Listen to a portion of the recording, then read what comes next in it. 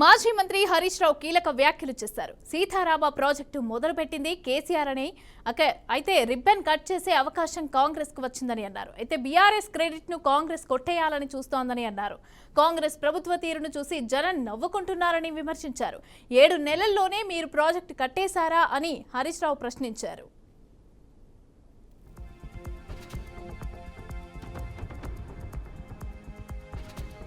జిల్లాలోని ప్రతి మండలానికి, ప్రతి గ్రామానికి, ప్రతి ఎకరానికి సాగునీరు అందించే విధంగా సీతారామ ప్రాజెక్టును రూపకల్పన చేసినారు.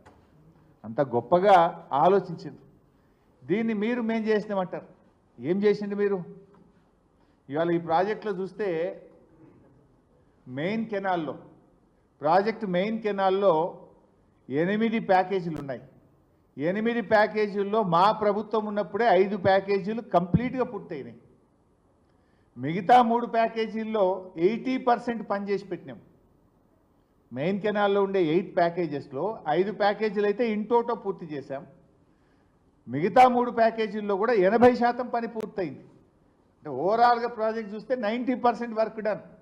పంపులు, మోటార్లు అన్నీ కూడా అప్పుడే పెట్టినాం.